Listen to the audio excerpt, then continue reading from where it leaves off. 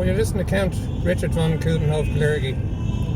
Today is Tuesday the 12th of April, and seeing that it's Holy Week, I thought I'd use a bit of Gregorian chant there as my backdrop today. Now, interestingly, this is the piece of music that was taken by the group Enigma, but the initial recording was recorded back in 1975 by a group in Bavaria that was conducted by a gentleman called Conrad Rutland. Now, so today is the 110th anniversary of Titanic leaving Cobh, sinking 2 days later, with Benjamin Coudenhove, Isa Strauss and David Asker, who were amongst the dead. And these were three people who were strongly opposed to the setting up of the Federal Reserve Act. Now, the White Star Line was owned by J.P. Morgan, and interestingly, the Titanic, along with its two sister ships, the Britannic and the Olympic, all had the names ended in IC. It was a White Star Line vessel, unlike Cunard, whose ships ended in IA, such as the Mauretania and Lusitania. But there was a lady who was on board a ship. Her name was called Violet Jessup, and she was actually on board on all three ships, two of which sank, the Britannic and the Titanic. The Britannic was sunk in 1916, where it was struck by a mine in the Aegean Sea, and she eventually died. She was born in Argentina and eventually died in 1971 in Suffolk in the UK. So what were the chances of being all three ships when they had accidents? Oh, that guy's fast. And interestingly, the staircase in the Titanic, there was only two of them ever constructed. One obviously is in the bottom of the Atlantic, and the second is actually in Loftus Hall down in Feather-on-Sea. So if you're ever passing by there, you can see a copy of that staircase.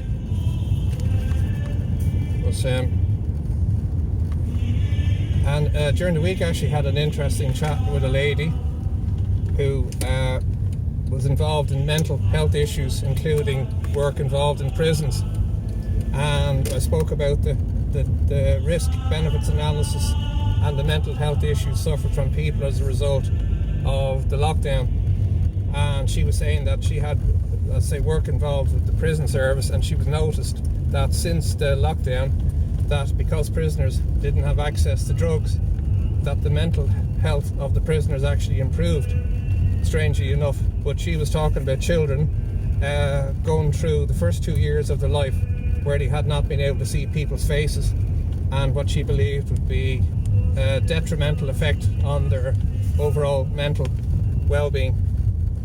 I also had a chat with a lady who turned out worked for Pfizer, and I was able to show her the Pfizer document, the whistleblower document, and the 9 pages of the adverse reactions, and she couldn't believe what she was actually looking at.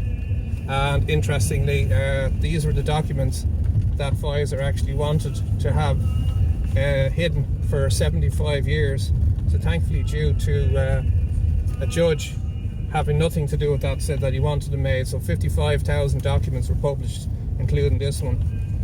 And a report there during the week I was reading from a company on global research claims that up to 833 athletes have had cardiac arrest, with over 540 of them dying, and 300 FIFA registered soccer players have also died of heart attack and stroke, when the average was roughly 12 per year. I'll just take this corner here. Perfect. There's lovely flowers there along the wall. I've always admired the beauty. Also, Sunderland manager Lee Johnson was sacked for suggesting that the vaccine was behind players with heart issues. Matt Letizia was another ex-soccer football player and soccer commentator who, during a game after 3 players collapsed in November in 1 week, during a live feed on a game, made a comment that I wonder what his vaccine status was, and was subsequently sacked. And also in March of this year, 3 elite cyclists in Belgium suffered heart attacks, with 2 of them dying. And in August last year, 3 young cyclists also suffered heart attack and stroke, and had retired at a young age from cycling. And earlier on this year, 15 players were unable to finish the Miami Open, including the 2 favourites for both the male and female tournament. And also all the players to compete in the tournament were fully vaxxed.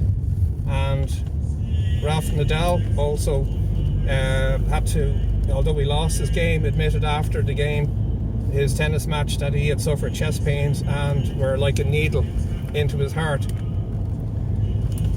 Also, I saw during the week there, I passed by the primary school that I went to school, and was disappointed to see that the Ukrainian flag was hanging outside the school. No Irish flag, amazingly enough, you know. But as you know, I have an interest in aircraft, so I'd like to end with a little story here. On March the 10th, an unusual explosion took place in Zagreb, the Croatian capital, that left a large crater, 40 cars damaged, and thousands of people woken by this explosion at 11 o'clock at night. Now, what they discovered were the parts of an aircraft in the crater, and it turned out that the aircraft was a Tu-141, which is a pilotless drone aircraft, which was flown by the Russians. Now, this type of aircraft has been withdrawn from Russian service, since 1989, and is a rather large aircraft, at 47 feet long and a 12-foot wingspan. Has a maximum speed of 600 miles an hour and a range of over 600 miles. So it's similar to appearance to the World War II V1 flying bomb, but the difference is that this plane is designed to be recoverable, and unlike the V1, which was an actual flying bomb, but this drone anyway was fitted. Usually they're fitted with photographic equipment, but this particular drone was fitted with a 200 kilo bomb, which detonated.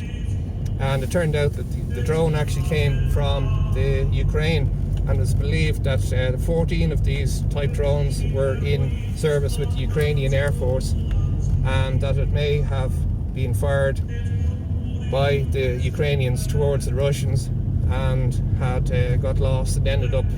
It's amazing how it actually crossed a couple of NATO countries without raising the alarm. But I always like this bridge here, and that tree has been there for years. But there are few thoughts which are my own, and I'd just like to add that in the census box which I filled out, my comment was, will the Irish people be an ethnic minority in their own country? Thanks for listening. Good night, good luck, and God bless.